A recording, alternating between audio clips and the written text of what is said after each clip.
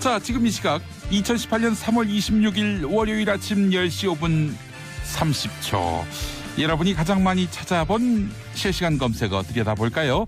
MB 첫 옥중조사. 네, 이게 검색어에 올랐습니다. 오늘 낮 2시 구속 이후 첫 옥중조사가 시행됩니다. 이명박 전 대통령이 수감된 서울 동부구치소에서 말이죠. 자, 근데요, 서울 동부구치소가 이명박 전 대통령이 청계천 상인을 집단 이주시킨 가든5 바로 옆에 있더라고요. 그러다가 본인 자신도 논현동 집에서 이곳으로 이주했네요.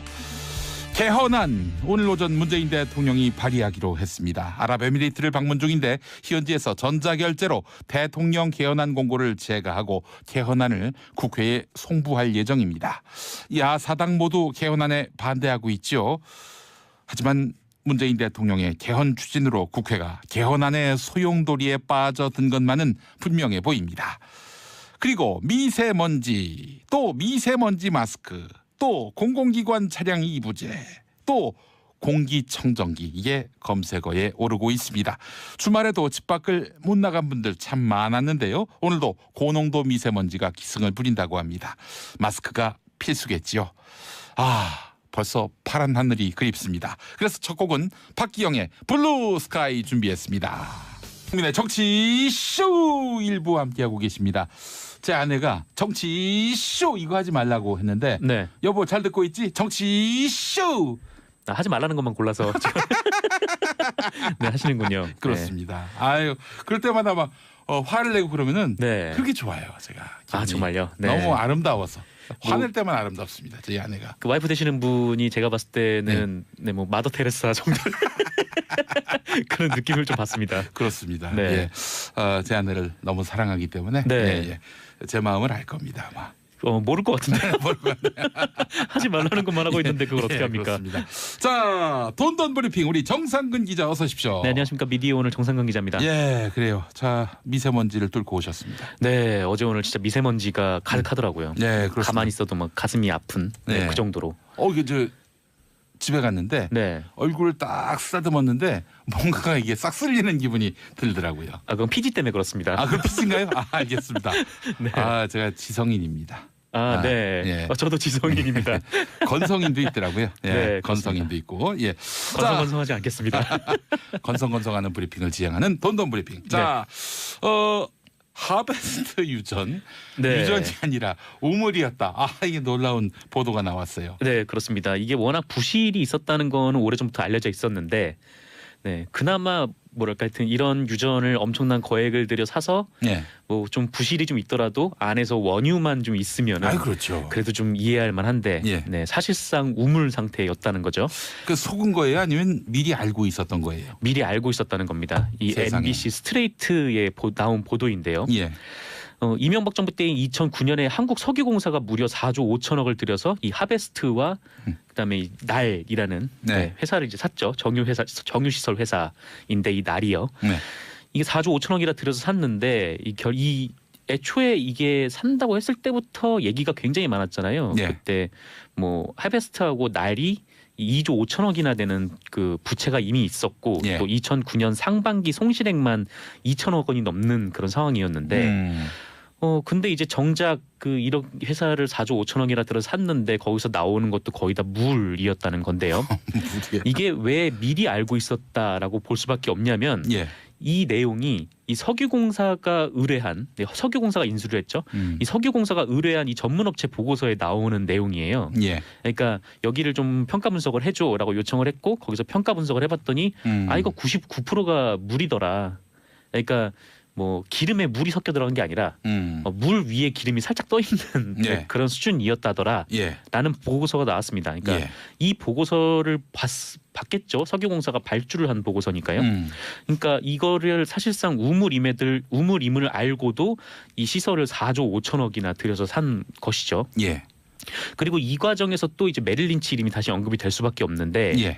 이 투자 자문회사인 메릴 린치가 이 석유공사에 이 투자 자문 보고서를 줬어요. 예. 이게 이름이 프로젝트 에르메스였지 않았습니까? 예, 그래서 예, 그게 예. 또 논란이 됐는데, 이 에르메스라는 게 그냥 명품 브랜드인 에르메스를 의미한다고 해서요. 예. 좀 뒷말을 낳기도 했는데 예. 어쨌든 석유공사는 이 메릴 린치 보고서를 근거로 하베스트를 4조 5천억 원 정도에 이제 매입을 해도 괜찮다라는 네.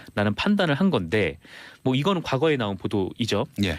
그런데 이제 정작 메릴 린치가 그러고 나서 이 석유공사가 이 날이라는 회사를 다른 쪽에 이제 더 이상 뭐 이거를 부실 기업을 감당할 수가 없어서 다시 팔라고 할 때 메릴 린치가 그거를 다시 살려고 하는 회사에 가서 자문을 해줘요.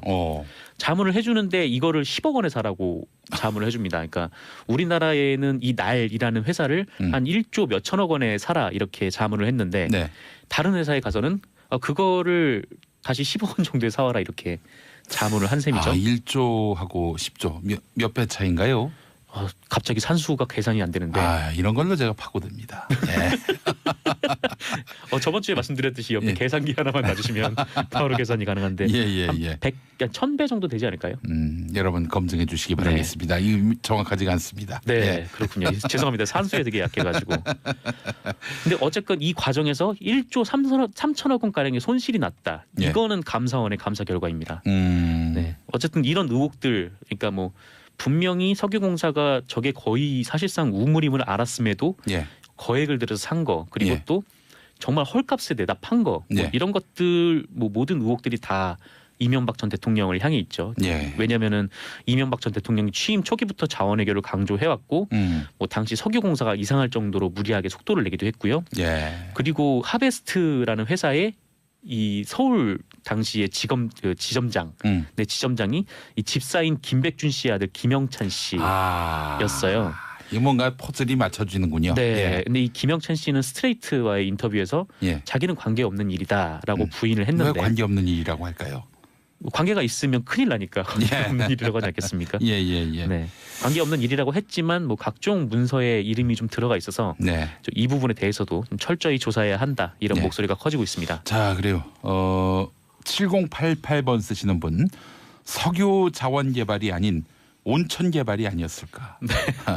파니까 물이 나오니까. 네, 예. 그렇죠. 근데 온천을 굳이 이렇게 정유시설을 이용해서 팔 리는 없었을 것 같고요. 글쎄 말입니다. 예. 약수터 개발은 아니었는지. 네, 예, 뭐 그런 생각도 들고. 그렇습니다. 석유를 뽑다 못해 나중에는 물이 나오는군요. 예, 뭐 그런 거 봐요. 그래서 뭐 전문가들의 얘기에 따르면은 이게 물의 비율이 어느 정도를 넘으면은 네. 사실상 그 유전은 끝난 거다라고 이제 봐야 된다는 이미 건데. 끝난 상태의 유전을 그 비싼 값에 사들였다. 네, 그렇습니다. 이런 얘기군요. 자, 김태호님, 석유공사 책임은 없는지 왜 책임지지 않는지 궁금합니다. 문미정님, 이 정도면 배임 아닌가요?라고 하셨는데 배임은 뭐 경영 판단을 잘못해서 실수해서 그런 차원의 것을 배임이라고 하지. 지금 이것처럼 뭐 거의 대놓고 90%가 물인 걸로 드러난 상황에서 비싼 값 주고 샀다? 이걸 배임이라고 말할 수는 없는 거 아닙니까? 글쎄요, 제가 법에 대해서는 정확히 잘 몰라서. 근데 아는 게 뭐가 있는지 궁금합니다. 정리해온 건 정확히 알고 있습니다. 알겠습니다. 아유, 그래서 정리를 잘해야지. 네. 법리는 수요일 네, 삼변시대가 삼변시대에서. 여러분을 또 기다리고 있습니다. 네. 예. 삼변시대한테 이렇게 또 해야 할 몫을 남겨주는. 네, 그럼요. 예. 네, 제가 다음은 다른 분들이 예. 먹고 살기 힘들지 않겠습니까? 라는 말을 하지만 정말 죄송하네요. 분배정의의 화신. 예. 네, 감사합니다. 알겠습니다. 자, 다음 소식 MB 관련 소식이군요. 예, 이명박 전 대통령의 옥중 조사가 시작이 됩니다. 네, 구속 나흘째죠. 예. 네, 이제 이명박 전 대통령에 대한 본격적인 조사가 시작이 되는데요. 오늘 오후 2시에 검찰이 구치소를 방문을 할 예정이라고 합니다. 예. 오늘은 서울중앙지검 첨단범죄수사 1부, 그러니까 이 다스 실소유주 의혹과 관련해서 수사를 해왔던 팀이 조사를 하러 들어갑니다. 그러니까 모든 것의 출발점이 다스니까 여기부터 시작을 하는 것이죠. 그런데 이명박 전 대통령 측이 그 예전 검찰 조사와 비슷한 내용이면 조사를 안 받겠다 이런 식으로 나오기도 하고요. 예. 뭐 정치 보복도 계속 주장하고 있어서 아예 뭐 조사를 받지 않을 가능성도 있다라고 합니다. 예. 네. 아울러 이와 함께 이제 검찰은 이명박 전 대통령의 차명 재산이 1,000억 원대에 이른다라고 보고 있는데 예. 일단 드러난 것만요. 검찰은 이 재산을 지금 처분하지 못하도록 법원에 요청을 할 예정이라고 합니다. 혹시 후에 이 뇌물죄가 인정이 되면 추징을 해야 될 수도 있으니까요. 예. 뭐 이런 재산들을 좀 묶어놓는다. 뭐 그런 차원에서 보시면 될 것 같고요. 아울러 또 다음 달 초쯤에 이 재판에 이명박 전 대통령을 넘길 것으로 예측된다라는 보도도 나왔고요. 기소하는 거군요. 네, 기소를 하는 겁니다. 예. 기소를 하지 않으면은 어느 정도 시간이 지나면 또 풀어줘야 되니까요. 풀어줘야 합니다. 네, 예. 그렇습니다. 그래서 이명박 전 대통령의 이 재산 관리인들, 그러니까 뭐 김백준 씨나 아니면 뭐 다른 분들이 지금 재판에 넘어가 있는 상황이어서 예. 이분들은 지금 모든 걸 털어놓지 않았습니까? 네. 근데 이명박 전 대통령은 모든 걸 부인하고 있죠. 그래서 예. 아마 여기서부터 이제 법정 공방이 시작이 될 것 같다. 예, 그렇게 예. 보입니다. 그분들은 뭐 사력을 다해서 MB가 네. 시킨 거다라고 말할 수밖에 없는 게 MB가 시킨 게 아니게 되면은 자기들이 그 최윗선이 되거든요. 네. 몸통이 되거든요. 그렇죠. 그렇기 때문에 이 법정 공방도 아주 치열해질 것 같습니다. 예, 그렇습니다. 자, 한미 FTA 사실상 타결됐다는 소식 새벽에 들어왔죠? 네, 그 김현종 본부장이 통상교섭본부장이 협상이 타결됐다 사실상 이렇게 얘기를 했습니다. 예. 어제 인천공항을 통해서 귀국을 했는데요. 이 귀국 후에 기자들과 만나서 이 한미 FTA와 이 철강 관세에 대해서 이 원칙적인 타결을 이뤘다라고 말했습니다. 네. 뭐 아직 실무 차원에서 몇 가지 해결해야 할 일이 남았다라고는 했는데 뭐 곧 해결될 것이다 이렇게 말하는 것으로 봐서 예. 이 사실상 이미 재협상이 끝난 것으로 보이는데요. 역시나 이제 관심 가는 대목은 어떤 내용으로 협상을 타결했느냐라는 건데 뭐 아직 협상이 진행 중인 상황이어서 뭐 명확하게 밝혀진 것은 없지만 예. 언론이 취재한 보도를 좀 종합을 해보면요. 예. 일단 농업이나 철강 분야는 지키고 네. 뭐 자동차 부분은 어느 정도 좀 양보를 한 것 같습니다. 이 자동차의 수출 비율이 굉장히 높으니까요. 예.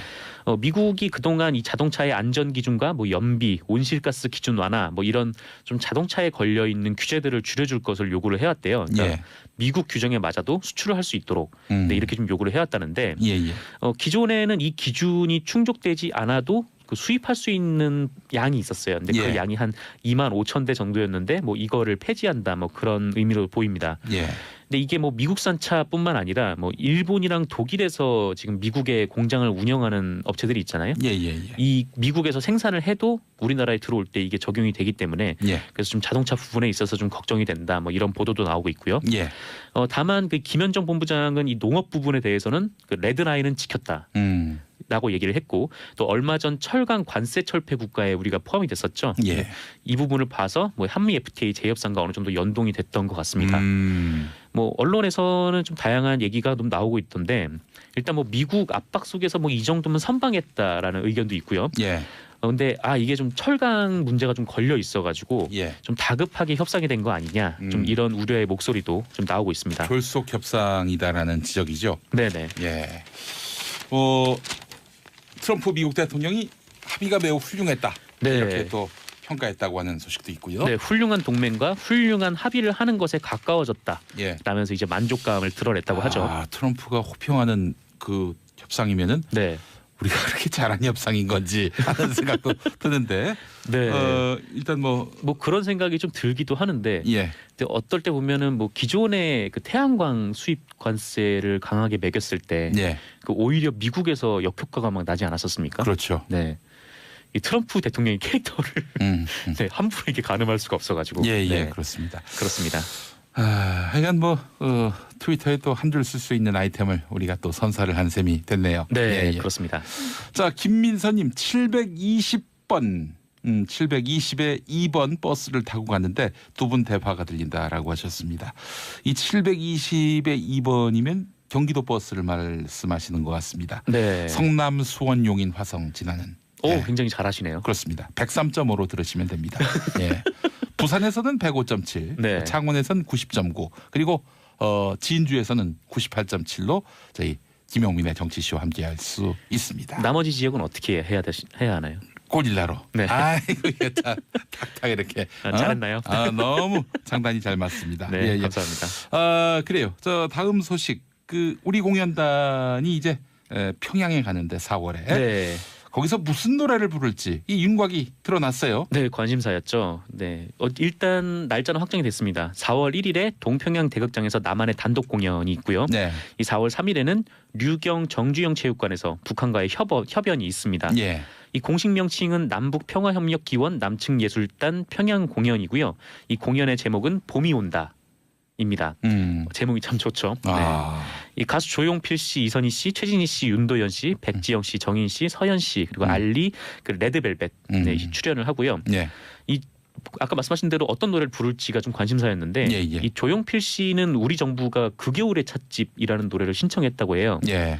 이 노래는 조용필 씨가 2005년에 평양 단독 공연에서 불렀던 노래인데 김정일 전 국방위원장의 애창곡이었다라고 예. 하고요. 이를 포함해서 뭐 친구여, 꿈 이런 조용필 씨의 히트곡 해서 총 5곡을 선보인다고 합니다.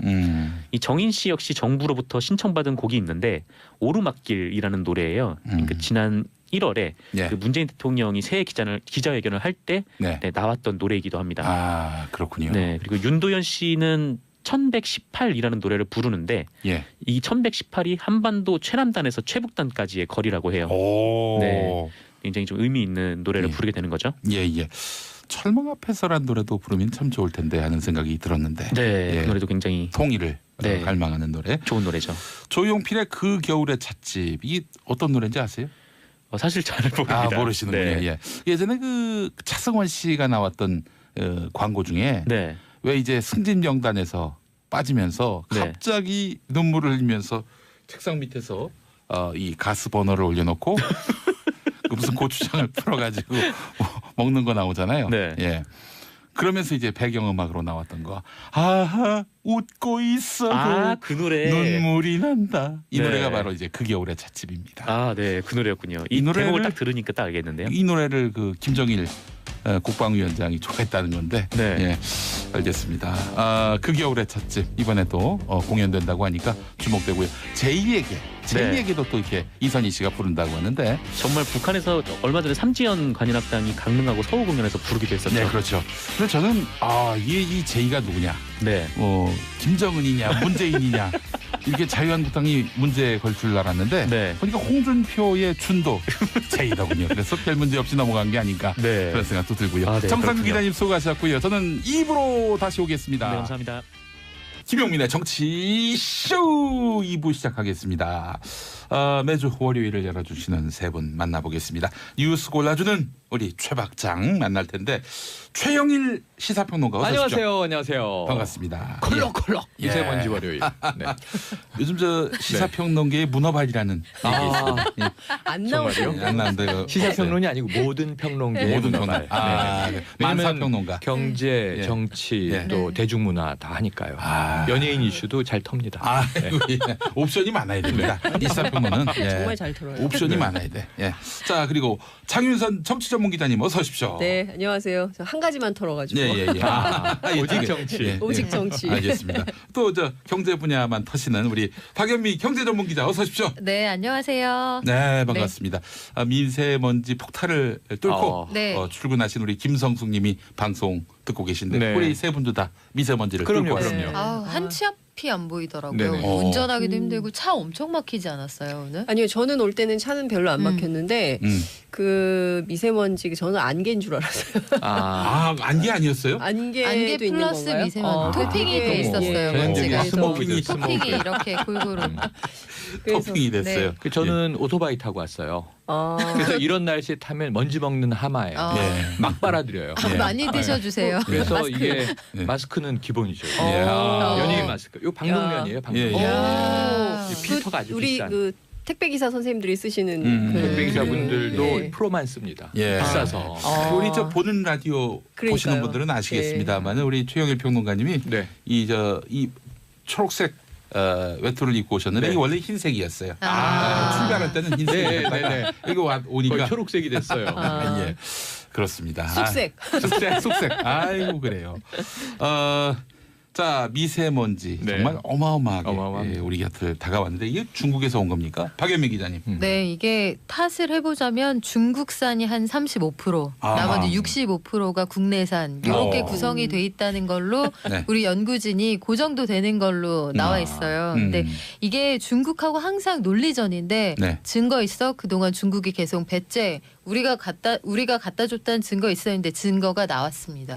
이게 올해 춘절에 그 중국에 굉장하게 그 폭죽을 터뜨리잖아요. 네. 예, 예. 뭐 낮이고 밤이고 터뜨리는데 거기서 터뜨린 그 폭죽의 주요 성분이 터뜨리고 딱 딱 하루 걸린대요. 한국에 오는데 그 성분이 하루 만에 한국에 와서 폭죽 터뜨릴 때만 나오는 그 성분이 8배가 늘어난 걸 지난 1월에 우리나라 연구진이 잡아냈습니다. 그랬더니 뭐 별말 없더라고요. 중국에서. 그러니까 증거까지 나와 있는 상황인데 문제는 그래서 어떻게 할 것이냐. 그러니까 대안을 찾아봐야죠. 네, 아이고 참. 네. 아니 폭죽을 네. 했다고 그 다른 나라의 네. 미세먼지. 아니 그러니까 근데 원래 어제만 예. 보면 네. 어제인가요? 어제죠. 어제만 보면 서울이 더 심해요. 베이징보다.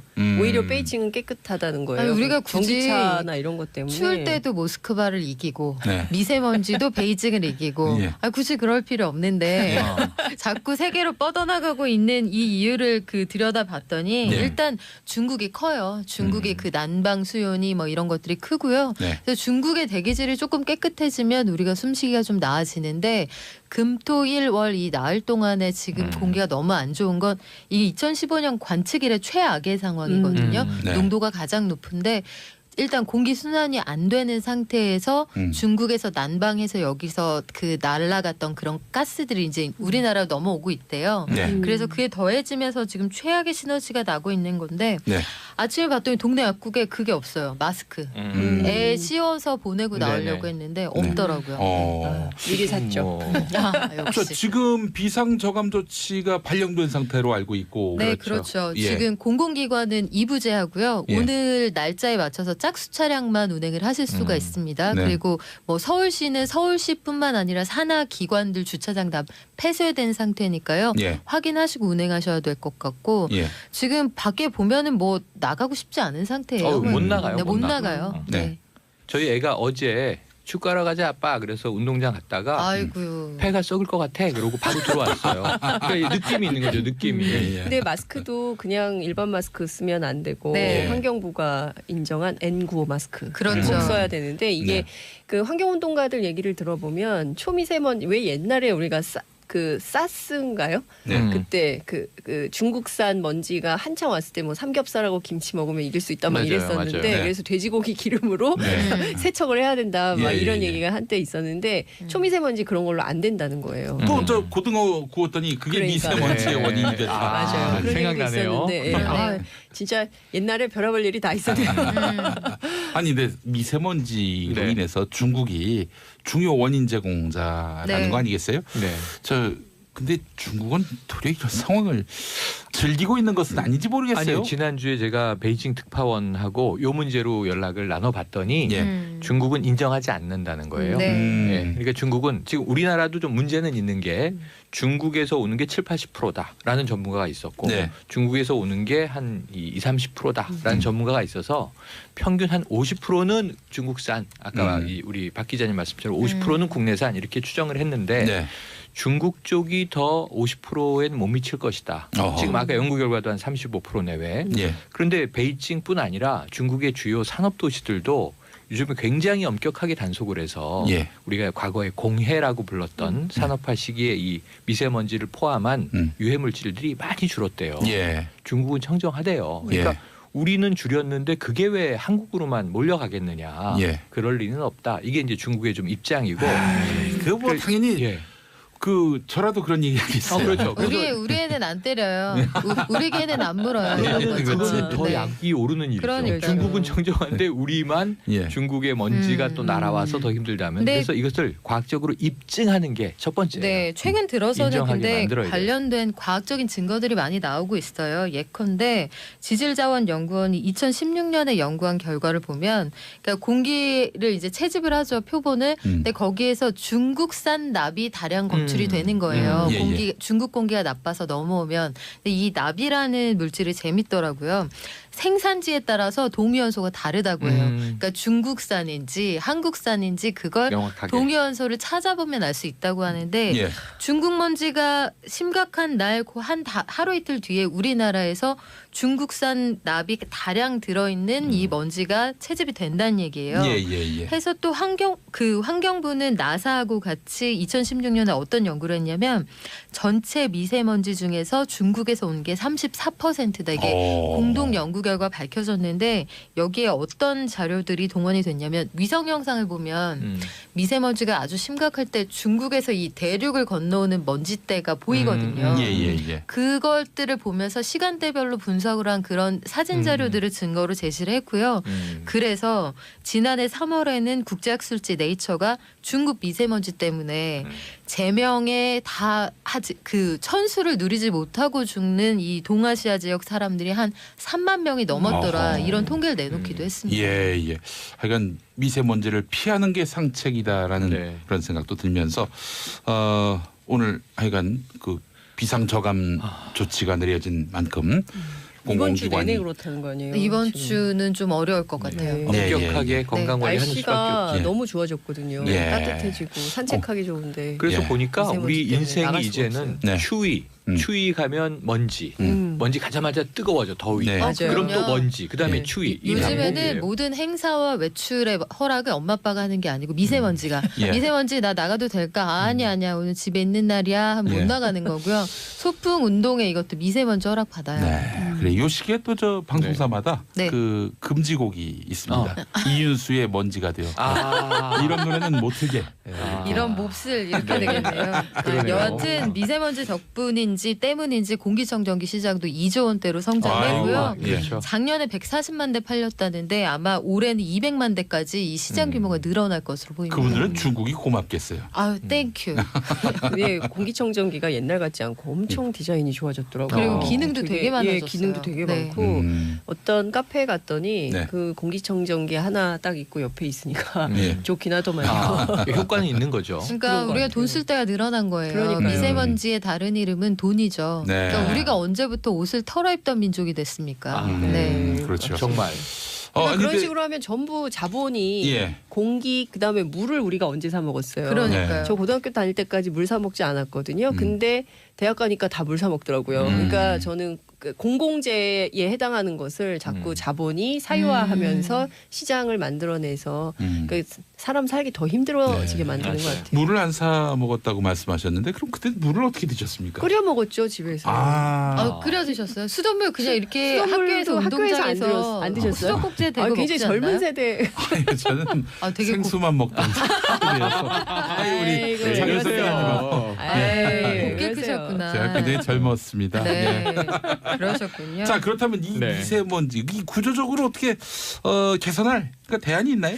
이게 그 사실 전통적인 방법이기는 한데 뭐 싱가포르니 영국이니 이런 여러 나라들이 이것저것 다 해봤는데 녹지를 조성하는 게 가장 좋은 방법이었다고 해요. 그 미세먼지 발원지에다가 그렇죠. 그러니까 이것저것 다 물론 같이 해야 되는 거예요. 일단 차량이 그 통행량도 좀 줄여야겠고 예.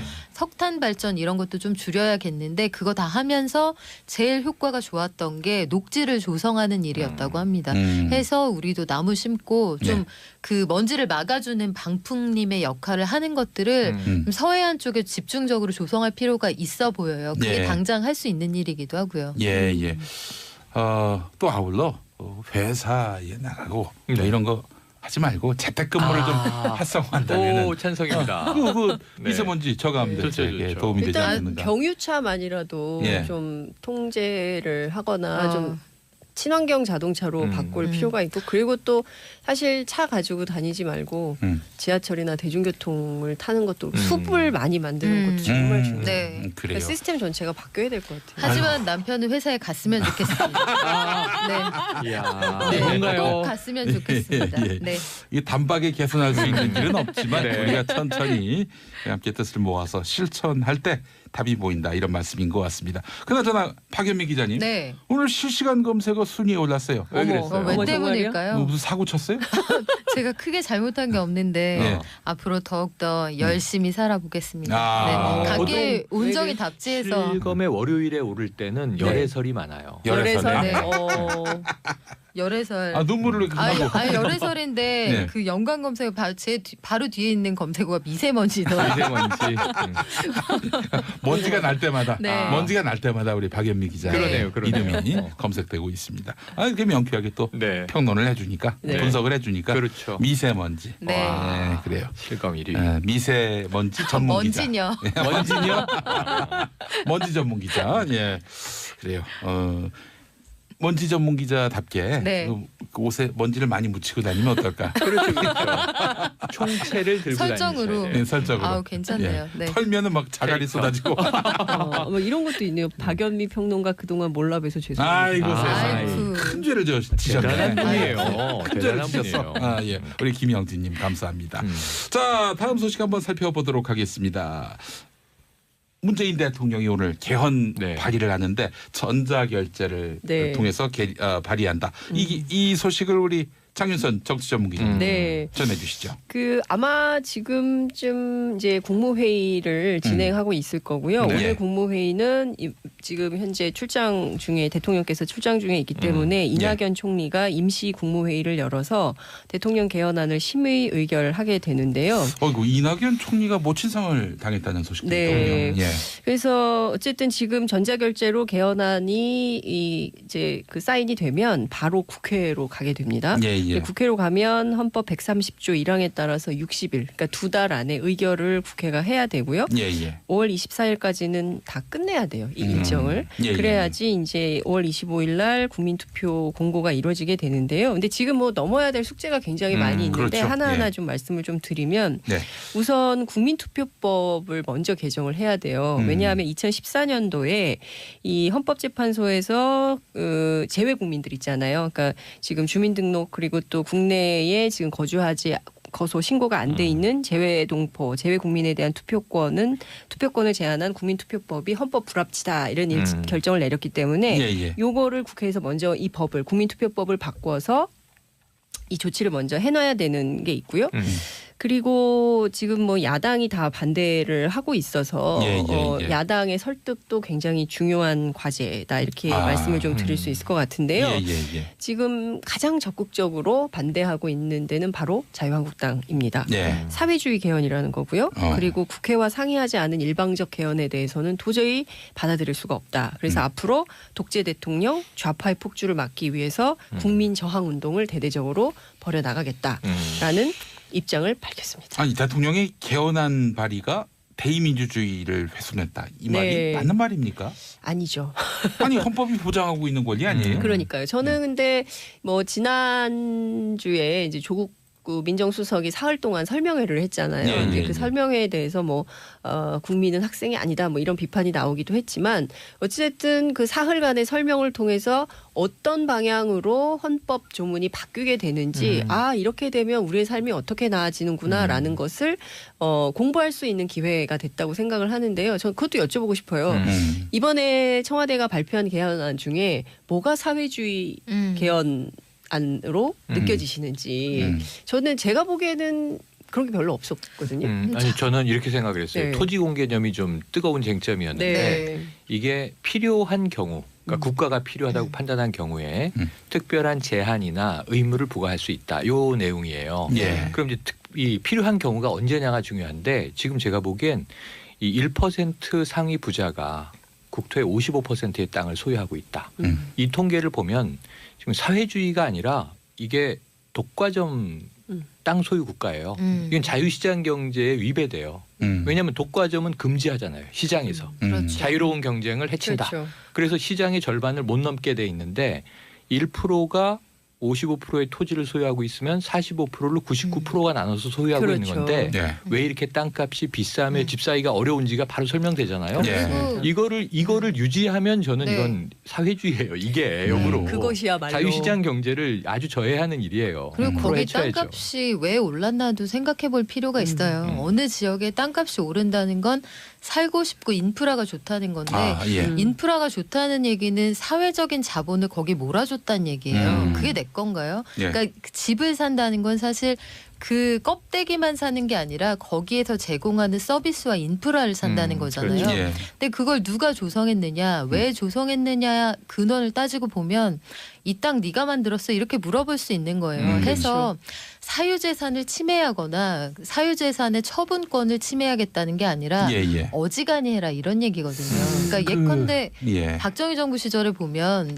땅값이 뭐 학동일대 이런 데는 1,300배가 올라요. 18년 동안. 예, 예, 예. 근데 이런 것들이 정상적인 시장이라고 볼 수 없고 여기에 끼어들지 못한 그러니까 투기의 대열에서 벗어나 있던 대부분의 서민들에게는 이제 넘사벽의 시장이 조성이 돼버린 거죠. 그리고 내가 나가서 정말 피땀 흘려서 일하는 것보다 자고 일어나면 이 지대가 올려주는 부 그렇죠. 이게 벌어져 버리면 뭐 이런 사회를 방치하는 게 오히려 정부의 직무유기이겠죠. 그러니까 사실은 그 그러니까 독재 정권 시절에 지금 말씀하신 것처럼 정부가 땅값을 올리고 국가가 해먹을 수 있을 만큼 해먹고 예. 그리고 그 다음에 재벌이 해먹고 예. 뭐 이렇게 순차적으로 하고 그 땅에서 소외된 사람들은 여전히 그 빈곤하게 살고 있는 상황인 거거든요. 근데 예. 이것을 좀 그나마 형평성을 갖추어서 평등하게 고루 잘 살 수 있게 만드는 게 사실 공공 그리고 국가의 역할인 거거든요. 그렇죠. 그런 거 하라고 국가가 있는 거고 그런 거 하라고 우리가 세금을 내는 거거든요. 예, 예, 예. 근데 그것이 사유재산 침해다 이렇게 주장을 하는 것 자체가 어불성설인 거죠. 근데 이제 그럼에도 불구하고 국회는 왜 이렇게 계속 그러니까 국민들이 보기에는 뭐 이렇게 하면 굉장히 괜찮은 개헌 아니야? 근데 왜 이걸 국회는 반대할까? 좀 이해가 안 되네? 이런 생각을 하게 되는데 핵심은 이런 거예요. 그러니까 제왕적 대통령제 때문에 뭐 계속 그 지난주에 이제 이명박 전 대통령 감옥 가지 않았습니까? 그리고 박근혜 전 대통령도 감옥 가죠. 줄줄이 대통령이 감옥 가게 되는 이유는 이 제왕적 대통령제 때문이다라고 주장을 해요. 네. 그러나 그것도 꼭 제도의 문제인가 사람의 문제는 없나 뭐 권한 남용을 하도록 되는 구조적인 원인은 뭔가 이걸 좀 살펴볼 필요가 있고 그러면 국회의 권능이 커지면 그런 문제는 안 생길 것인가 그것에 대해서 누구도 확답할 수가 없는 것이죠. 근데 예, 지금 예. 국회에서 이른바 그 분권형 대통령제라고 주장을 하면서 이 대통령의 권한, 권력을 좀 나누자. 어떤 정당의 원내대표는 권력은 나눠 먹는 것이다. 이런 표현을 해서 이제 빈축을 사기도 했는데요. 그러니까 예, 예, 예. 그거를 나누자는 가장 큰 이유는 이제 뭐 입법, 사법, 행정 뭐 말로는 입법, 사법, 행정을 서로 이제 견제와 균형, 뭐 감시 체제를 갖추자 뭐 이렇게 얘기를 하고 있지만 핵심은 내각제를 통해서 자기 권한을 확대하고 싶은 거죠. 그리고 이제 사실 옆 나라 일본만 하더라도 이제 세습이 되거든요. 예, 예. 아버지가 국회의원 하면 아들도 국회의원 하고요.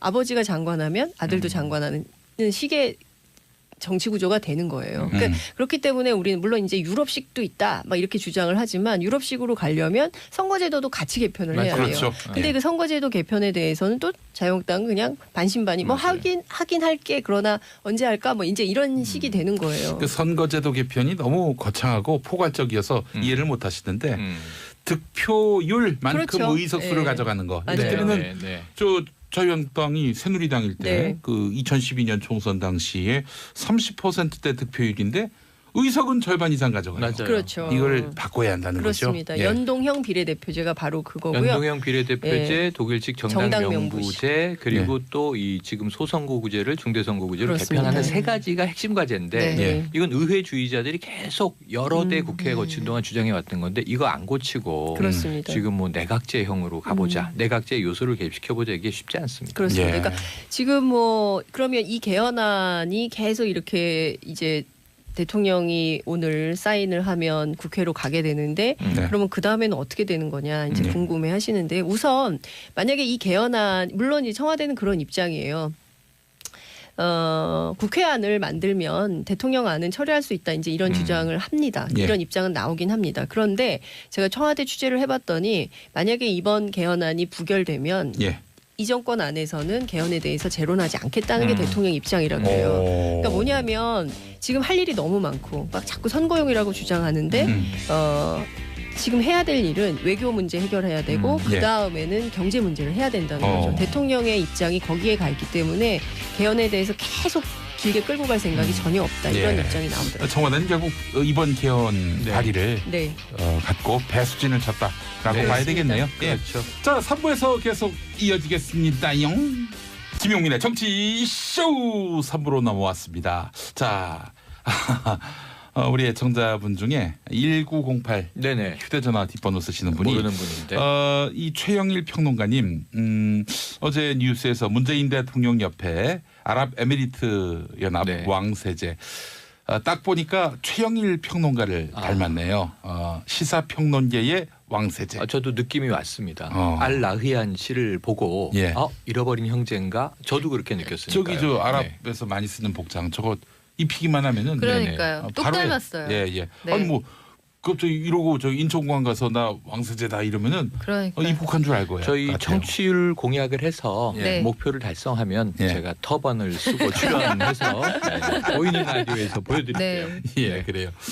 보는 라디오를 통해서는 이미 최영일 평론가와 네. 또 그 아랍에미리트 예. 연합 왕세제 비교 대조가 된 사진도 아마 어느 분이 그거를 날려주셨더라고요. 네, 그래요. 아유, 그 저기 네. 군사협정 어떻게 된 거예요? 네. 여기서 지금 제가 말씀드릴 수는 없습니다. 아, 그래요? 네. 알겠습니다. 따로 저희 뒤풀이 할 때. 네, 알겠습니다. 용디님께는 보고 올리도록 예. 하겠습니다. 아니 뭐 네. 저 이 원전 관련한 갈등이 다 해소됐다 뭐 이런 보도도 나오고 있는데 네. 그래요. 뭐 하여튼 뭐 그건 오늘의 주제는 아니니까. 문재인 대통령이 이제 완공식에 참석을 하셔서 네. 또 행사까지 하셨으니까 예. 원전 문제와 군사협정 문제는 이번에는 다 정리가 지난번에는 됐다. 봉합이라고 불렀는데 네. 네. 그 아부다비 저 장관 왔을 때 예. 이번에는 완전히 해결이 된 것으로 보여집니다. 그 아랍에미리트 연합 유사시에 우리 군 안 가도 되는 겁니까? 안 가도 됩니다. 아, 그래요. 알겠습니다. 저한테 연락하세요. 제가 막아드릴게요. 아, 알겠습니다. 예. 번거롭게. 예. 그 집에 유전이 나온다는 얘기가 있던데. 저희는 우라늄이 나오죠. 우라늄이 나오고 있으니까. 우물이 나온다는 얘기. 물이 90%라는. 예, 네. 그렇지. 예, 예. 네, 하베스트 얘기하시는 네. 거군요. 그럼 캐나다 쪽이고요. 우리 중동 쪽은 그런 사기는 않습니다. 알겠습니다. 예. 자, 개헌 이야기 딱 하나만. 네. 만약에 네. 이게 개헌안이 국회 가서 부결된다면 부결되는 상황까지 그냥 그 여당이 방치할지. 아니요, 그러지는 않을 것 같고요. 그러니까 지금 홍준표 대표가 뭐 무슨 투표장에 들어가면 자당 국회의원들 전부 뭐 제명하겠다 뭐 이런 주장을 하지만 네. 촛불 전국 이후에 네. 그 이제 국회의원들이 막 몰려가지고 그 탄핵 투표장에 들어오는 국회의원들이 있었잖아요. 예, 근데 예. 그때를 좀 생각해 보시면은 비교가 쉬우실 것 같은데요. 어쨌든 국민개헌안의 내용이 이제 공유가 되면 국회의원들도 압박을 받게 된다는 것이고요. 이것에 대해서 일테면 지금 뭐 핵심으로 뭐 국회 추천 총리제를 요구하고 있는데 사실 그렇게 되면 굉장히 혼란이 많기 때문에 현재로서는 그걸 받을 수가 없어서 네. 이 개헌안에 대해서 국회의원들이 이제 압박을 받게 되고 결과적으로는 통과될 거다. 여당은 이제 그렇게 보고요. 그 안에서 내부에서 상당히 그 논의를 모아가고 있다. 이게 좀 긍정적으로 보는 측면도. 그러니까 지금 상황은 겉으로 드러나는 상황 굉장히 치열하고 다 반대하고 뭐 독재다 막 이런 주장을 하고 있지만 실제 내용과 관련해서는 또 다른 생각을 할 수 있기 때문에 정세는 바뀔 수 있다. 이렇게 얘기를 하고 있습니다. 예, 예전에 그 노무현 대통령이 그 참여정부 평가 포럼에서 했던 말이 있어요. 네. 한나라당이 정권을 잡으면 어떻게 달라질까? 뭐 끔찍하다 이런 표현을 쓰면서 참여정부의 정책 중에 한나라당이 반대하고 흔들지 않은 정책은 거의 없습니다. 그러나 끝까지 반대한 정책은 거의 없습니다. 그러니까요. 끝까지 반대하지 않고요. 그리고 저는 지금 자기들도 총선을 해야 되잖아요. 예. 그리고 지방선거도 해야 되고요. 그러니까 국민들이 등 돌리는 정치인들은 불가능하거든요. 그러니까 국민들이 계속 압박을 하면 저는 상당 부분 개헌에 동의해서 그래서 그 얘기를 해요. 우원식 원내대표 무슨 얘기를 하냐면 우리는 퇴로를 막았다. 그러니까 퇴로를 막고 가고 있기 때문에 국민들이 원하는 개헌에 대해서 최소한 합의할 수 있는 수준에서라도 그러니까 이를테면 국회 추천 총리 뭐 권력구조 개편 막 논의가 복잡해서 안 되면 그거 빼버리고 기본권 지방분권 그리고 이제 전문 이 부분만 가지고 하자는 거예요. 그러니까 합의할 수 있는 최소한을 가지고 가자. 그리고 안 되는 것은 또 다음 훗날을 도모하자. 이제 이런 게 여당의 입장인 것이죠. 그렇다면 우리 장윤선 기자님은 개헌안이 네. 국회에서 통과될 가능성이 있다. 이렇게 보시는 겁니까? 저는 통과될 가능성이 매우 높다고 생각합니다. 네. 이런 예측을 하는 분을 제가 처음 봤는데 그러게요. 네. 최근에. 그냥 아니 근데 그 부결되면 그 정치적 부담을 다 어떻게 지겠습니까? 예. 그리고요 지금 총선 지방선거 코앞이거든요. 네, 그리고 네. 보세요. 4월 말 5월 초에 어마어마한 일들이 외교 빅 있죠. 이벤트가 있습니다. 네. 네. 그럼 자유한국당 뭘로 선거를 할 거예요? 거기다 개헌까지 반대한다? 예. 그러면 완전히 대한민국 정치에서 발목 잡는 집단으로 되는 거죠. 그러면 지방선거는 참패하는 거예요. 그러면 그런 얘기도 해요. 사실 자유한국당 내부에서 무슨 얘기가 나오냐면 취재를 해보면 정말 재밌는 얘기인데 아예 폭삭 망하자. 그래서 홍준표 대표를 물러나게 하고 네. 그리고 새로운 보수의 얼굴로 정계 개편을 하자 이런 얘기도 해요. 네. 사실 왜냐하면 예. 지금 너무 답이 없으니까 뭘 해도 안 되잖아요. 예. 그리고 색깔론 막 하고 있지만 그 색깔론에 대해서 누가 동의를 합니까? 폭망 그리고 사실 전략인가요? 그렇죠. 네, 폭망 전략. 차라리 확 망해버려서 새롭게 태어나는 게 낫다 이런 얘기도 합니다. 중요한 예. 얘기를 하고 계신데 우리 막 신문 봐. 용기님은 신문을 보고 있어. 아니야 얘기 아니라 아, 우리한테 관심 좀 줘요. 그러니까 관련한 네. 오늘 칼럼이 조선일보 실렸는데 네. 배성규 정치부장이 쓴 칼럼이 배성규 있어요. 차장 치네요. 최근에 한국당 일각에서는 이번 선거는 포기하고 가자라는 말이 나온다. 홍준표 대표에게 반감을 가진 일부 반홍준표 인사들은 지방선거 패배 후 새롭게 진영을 짜자라고 책임을 한다. 묻자는 네. 거죠. 예, 그래서 이번 선거 패배가 오히려 다음 총선과 대선 승리의 발판이 될 수 있다고도 한다. 맞아요. 그 얘기가 네. 정말 있어요. 자유한국당 보수층에. 안에. 네. 예, 왜냐하면 이거는 반대파 얘기가 그렇죠. 지금 아니고. 대통령 지지율이 74%가 넘죠. 그리고 민주당 지지율이 제가 보기엔 역대 최고인 것 같아요. 50%를 계속 넘잖아요. 이런 적이 없거든요. 그러니까 예. 그 정도로 국민들이 민주주의에 대한 열망이 그 어느 때보다 높고 그리고 무엇보다 제가 이 얘기 꼭 하고 싶은데요. 그 대통령제를 자꾸 흔들려고 해요. 자유한국당 등이. 근데 이 대통령제는요. 1987년 6월 항쟁 당시에 독재 정권과 싸워서 우리 국민들이 쟁취한 투쟁으로 거죠. 얻어낸 네, 성과입니다. 직선제. 직선제 예, 예. 쟁취를 해낸 거예요. 그렇기 때문에 이 대통령제는 포기할 수가 없는 거고요. 4년 연임제 얘기는 4년 대통령이 8년 해먹는다 이게 아니라 그리고 문재인 대통령은 해당 사항도 그렇죠, 없어요. 그렇죠. 5년 단임제로 끝나는 대통령이고요. 이 개헌 이후에 적용되는 다음 대통령인데 반드시 중간 선거를 하게 되어 있어요. 예. 그렇기 때문에 중간 선거 없이 그냥 8년을 그냥 해먹는 이건 아니라는 거죠. 예, 알겠습니다. 자, 이명박 전 대통령 오늘 옥중 조사가 시작됐는데 왜 네네. 검찰에 안 부르고 오후에 옥중에서 시작돼요. 네, 출장 오후에. 조사죠. 네, 출장 조사. 그러니까 방문 조사, 구치소 방문 조사. 오후 2시 예정입니다. 네, 국민일보 네네. 보니까 그 검찰에서 그 구치소로 네. 그 이송할 때 네. 그때 이제 썼던 승용차가 윤석열 지검장 그 관용차라는 얘기가 있더군요. 예우하는 차원에서. 네네네. 아니 뭐 차를 보내드렸군요. 예, 뭐 그거하고 이명박 전 대통령이 감동받았을 것 같지는 않은데 여하간 네. 예우를 갖춘다는 차원에서 예, 최대한 예우를 갖추기 위한 노력은 한 것 그 같아요. 옥중 조사도 예우입니까? 네네, 예우죠. 이게 두 가지 이유인데 하나는 예우고요. 두 번째로는 이제 경호상의 불편을 조금 편리하게 하기 위함입니다. 그래도 예우인 것이 이제 수사관과 검사가 구치소로 방문을 해서 네. 별도의 조사실을 마련해 놓고 이제 구치소 내에서 조사를 하는 건데 지금 이 이명박 전 대통령 측의 전략이라고 하는 것이 일단 이제 구속이 됐으니까요. 검찰 수사에는 불응한다. 하지만 재판에는 적극적으로 임하겠다. 근데 이게 좀 초기에 박근혜 전 대통령의 모습과 비슷해요. 처음엔 이제 검찰 조사에 응했지만 구속이 되고 나서는 네. 굉장히 이제 사실은 화가 났죠. 그리고 재판에는 또 열심히 임했는데 예. 6개월 지나고 구속이 한 차례 연장이 되자 완전히 보이콧이 시작됐죠. 그런데 지금 이게 정치적인 행보다 이렇게 이제 해석이 되고 있는데 과연 이것이 이명박 전 대통령 본인에게 유리하냐를 네. 생각해 보면 예. 그러기가 쉽지 않다. 왜냐하면 정치적인 전략과 대응은요. 예. 정치 세력이 있어야 가능해요. 그런데 우리가 구속될 때나 또는 그 전에 이제 이 검찰 소환될 때나 지금 지지자가 보이질 찾아보기 않아요. 어려웠죠. 예. 네. 그런데 현역 정치들은 일부 있어요. 그러니까 지금 현재 아까 우리 자유한국당 얘기했습니다만 네. 거기에 또 이 수석 대변인 맡고 있는 장제원 의원 같은 뭐 경우에는 유인촌 전 장관 등 네, 해서요. 눈물도 흘렸고 그리고 이제 5년 후에 진실이 밝혀질 것이다 이런 이야기도 했고 아니 근데 저는 참 장제원 의원한테 이상한 게 네네.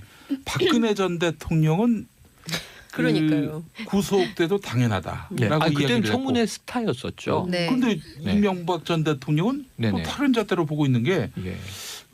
논리적으로 이게 어떻게 연결이 되는 건가 그러니까 논리가 싶기도 하고. 아니고 보수 정치인의 제가 보기에는 어떤 인맥과 라인 이런 걸로 감성이죠. 해석이 감성. 되는데 그때는 맞고 아니 그러니까 지금은 틀리다. 비례대표 때 네. 자기를 18대 픽업해 준 의원 때. 사람이에요. 예. 그러니까 친이계 의원이었어요. 예, 의리. 뭐 이런 건데요. 그러니까 어. 조폭도 아니고 네. 사실은 드러난 범죄 그리고 특히 이 이명박 범죄는 그 측근들이 다 얘기를 아, 했거든요. 혐의가 몇 가지인가요? 그러니까요. 합리적으로 혐의가 생각을 18가지가 해야죠. 네. 넘는 거고 사실 지금 사자방은 시작도 안 한 거거든요. 예, 그렇죠. 그 4대강 자원외교, 자식외교라고 불리는 네. 자원외교 뭐 무기 관련해서 방산비리 이런 거 나오기 시작하면요. 어마어마한 건데 그럼 그 비리를 다 눈을 감는 것이 그러니까요. 그게 정의란 말입니까? 이렇게 아니, 묻고 이거- 싶은 거죠. 박근혜 전 대통령도 18가지, 네. 이명박 전 대통령도 18가지. 네. 소름. 그러면 네. 박근혜 둘 전 다 비판을 대통령은 해야지. 조금 그러니까요. 늘어나서 이제 22가지. 예, 그렇게 네. 늘어났지만. 이명박 전 대통령도 늘어날 늘어나겠죠. 가능성도 있고. 있죠. 네. 자, 그래서 이제 어쨌든 지금 제가 굉장히 주목해서 본 것은 이 수번을 받았어요. 716번을 배정받고 네. 지금 이제 독거실 음. 세평 남짓이라고 하죠. 네. 11평방제곱미터인데 층 전체는 닿습니다. 예. 12층 하지만- 전체를 쓴다고 예, 그러더라고요. 그렇지만 이제 갇혀 있는 방은 이제 불과 3평이죠. 근데 이게 또 이 누리꾼들이 네. 숫자를 보면 뭘 자꾸 하고 싶은가 봐요. 그래서 이 박근혜 전 대통령 수번이 503번. 네. 그 안에서 이제 503호, 716호 이렇게 이제 부르게 되는 건데 네. 이 두 개 숫자를 더했더니 이제 1219번이 나와요. 숫자가.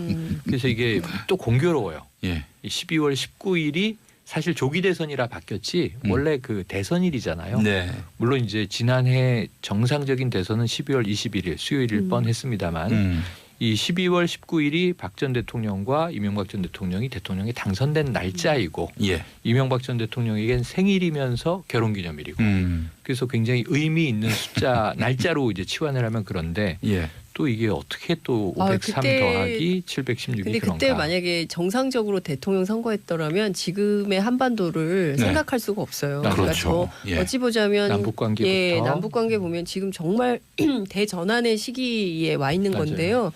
그때 선거했으면 안 돼요. 그러니까 5월에 하는 게 정말 잘했다. 5구 대선이 꼭 필요했다 이런 네. 생각이 듭니다. 하여튼 이명박 전 대통령 조사를 네.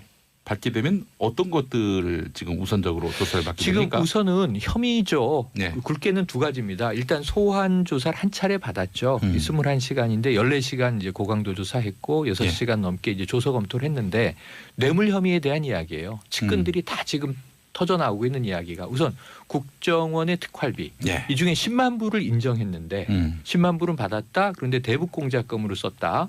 근데 이게 국정원에서 약 1억여 원을 받아서 청와대가 1억 원 정도를 대북 공작금으로 쓸 일이 도대체 뭔가? 예. 근데 이제 전직 대통령 입장에서야 국가기밀이니까 얘기할 수 없다 그러겠죠, 당연히. 네. 그런데 지금 북한이 여기다가 노동신문 논평을 내서 아, 네, 너무 웃겼어요 정말. 도적 왕조의 서투른 잔꾀.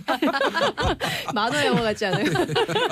아 진짜 제일 대북- 재미있는 뉴스였어요. 네, 대북 네. 공작금은 황당한 수작. 잔꾀. 네. 이게 그 아주 이 또리 참- 장군 같은. 네.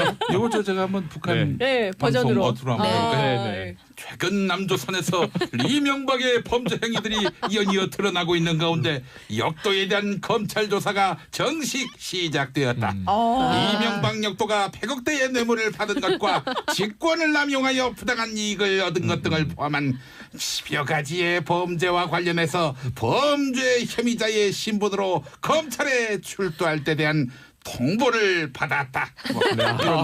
예. 아 이거를 정말 야. 잘근잘근 하나씩 야. 씹어주셨네. 리춘이 성대모사네요. 그러니까요. 야, 이거 막 국경을 아, 뒤에 누구 넘나드는 계신 거 성대모사. 아니에요? 그러니까 그분이 오시는 것 같아요. 그분이 오신 것 같아요. 근데 야. 이 진짜 이 북한이 어마어마하게 거친 욕설과 폭언을 네네. 썼는데 네. 뭐 인간 쓰레기, 인간 오물 등등. 아 근데 북한에 원래 사용하는 단어가 예전에 그렇죠. 미제의 털가슴 이런 거.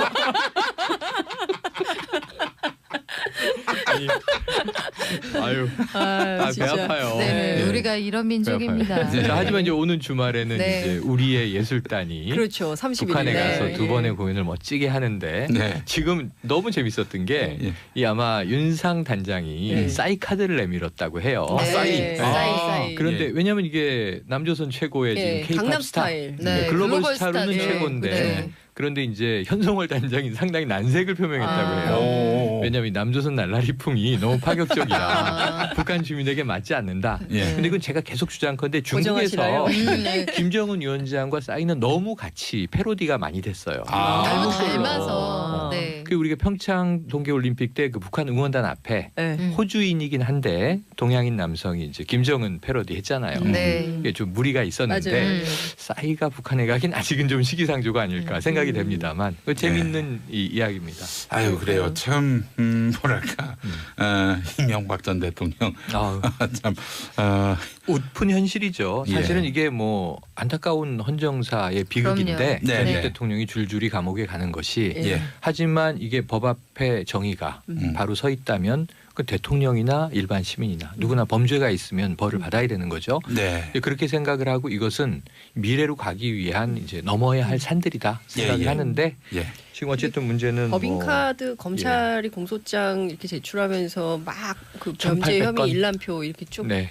이렇게 보냈던데요. 네. 법인카드 내용만 봐도 예. 이것은 그분의 것이다. 그분은 사주다. 예. 자, 근데 이렇게 입증이 되죠. 이게 제가 소개하기로 했던 것은 구치소 생활에 대한 간단한 에피소드인데 네. 토요일 오전에는 가족면회를 했어요. 그 누구와 했나? 김노 여사나 이시영 씨 아들 같은 경우에는 지금 이 같이 공범 혐의로 돼 있으니 그렇습니다. 이게 저 그 어떤 면접 제한 이런 게 걸려 있지 않나 했는데 엄청 울더라고요. 그건 모르겠고 지금 둘째 딸이 면회를 했다라고 아까 이제 우리 기자님들이 전해주셨는데 또 하나는 이제 논현동 자택에서 성경책을 가지고 들어가서 어제는 일요일이었죠. 예. 수감된 첫 성경책을 열심히 보셨다라고 하는 이 보도도 나와 있습니다. 네. 그래요.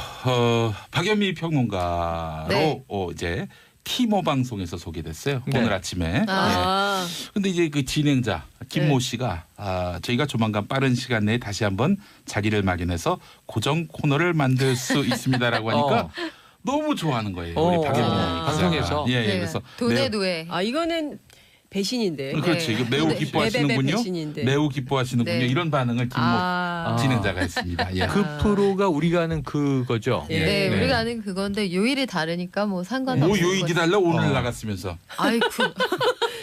오늘 아침에 실검도 바로 아니, 이런 가만있어 봐. 이유였습니다. 하나 미제 고르세요. 가슴털이 아니라 어. 티모의 가슴털 아니에요. 자, 양당 간에 결정하세요.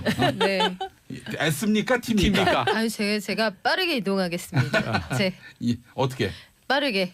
T에서. T로? 빛처럼 빠른 왔다 갔다 스피드로 하겠다는 왔다 얘기야. 갔다. 아 왔다 갔다 다 그러니까 하겠다. 저처럼 이제 오토바이를 네. 타겠다는 얘기죠. 도와주세요. 예. 애가 아직 어립니다. 하나도 놓지 않는데요. 놓치지 않을 거예요. 네. 욕망 아줌마가 여기 네. 계셨네. 눈물이 날라 그래. 갑자기. 예, 예. 갑자기. 알겠습니다. 김희애 씨가 네. 확 지나가네요. 그래요. 우리는 이런 분들을 이제 생계형 시사평론가라고 그렇죠, 그렇죠. 얘기합니다. 그럼요. 예. 예. 자, 대출 규제. 네. 아, 이거 많은 분들의 네, 먹고 사는 관심입니다. 얘기 나왔네요. 네. 당장 오늘부터 시작되는 대출 규제. 네, 뭡니까? 생계형 소식 하나 들고 왔는데요.